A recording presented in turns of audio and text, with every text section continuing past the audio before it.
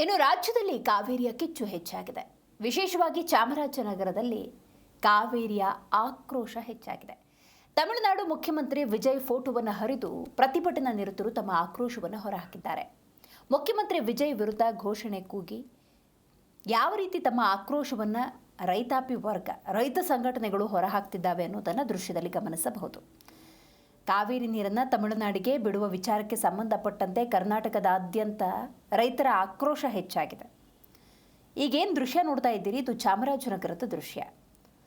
ತಮಿಳುನಾಡು ಮುಖ್ಯಮಂತ್ರಿ ವಿಜಯ್ ವಿರುದ್ಧ ಘೋಷಣೆ ಕೂಗಿ ಭಾರೀ ಆಕ್ರೋಶವನ್ನು ರೈತರು ಹೊರಹಾಕ್ತಾ ಇದ್ದಾರೆ.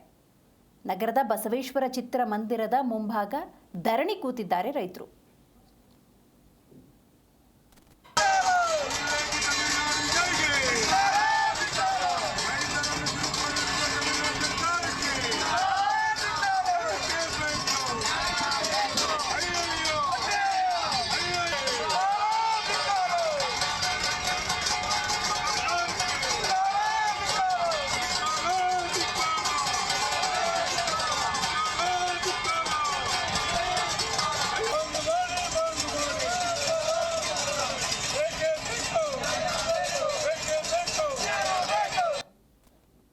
ವಿರೋಧಿ ವಿಜಯ್ಗೆ ನೀತಿಗೆಟ್ಟ ವಿಜಯ್ಗೆ ಅವಿವೇಕ ವಿಜಯ್ಗೆ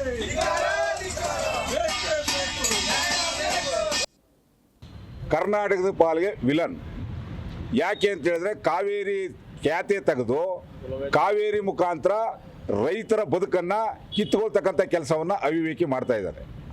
ಇಂಥ ವ್ಯಕ್ತಿಯ ಕರ್ನಾಟಕದ ವಿಲನ್ ಚಿತ್ರಗಳು ಇಲ್ಲಿ ನಡೀಬಾರ್ದು ಅನ್ನೋ ಕಾರಣಕ್ಕೆ ಇವತ್ತು ಎಚ್ಚರಿಕೆ ಕೊಟ್ಟು ಇವತ್ತು ಸಂಪೂರ್ಣವಾಗಿ ಚಿತ್ರವನ್ನು ಬಂದ್ ಮಾಡಿಸಿದ್ದೇವೆ.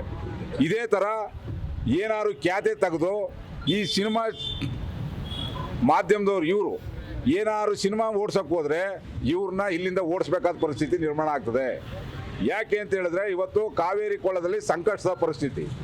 ಮೋದಿಯವರು ಮಧ್ಯಪ್ರವೇಶ ಮಾಡಬೇಕು, ವಿಜಯ್ಗೆ ಕಿವಿ ಹಿಂಡಿ ಯಾವುದೇ ಕಾರಣಕ್ಕೂ ಕರ್ನಾಟಕದಲ್ಲಿ ನೀರಿಲ್ಲ ಅಂತಕ್ಕಂಥ ಪರಿಸ್ಥಿತಿಯನ್ನು ಮನವರಿಕೆ ಮಾಡಿಕೊಡ್ತಕ್ಕಂಥ ಕೆಲಸ ಆಗಬೇಕು. ಇಲ್ಲಿ ಅದಾಗ್ತಾ ಇಲ್ಲ. ರಾಜ್ಯದಲ್ಲಿ ಸಂಪೂರ್ಣ ಸಂದಿಗ್ಧ ಪರಿಸ್ಥಿತಿ ಇದೆ, ಕುಡಿಯೋ ನೀರಿಗೂ ತತ್ತಾರ ಇದೆ.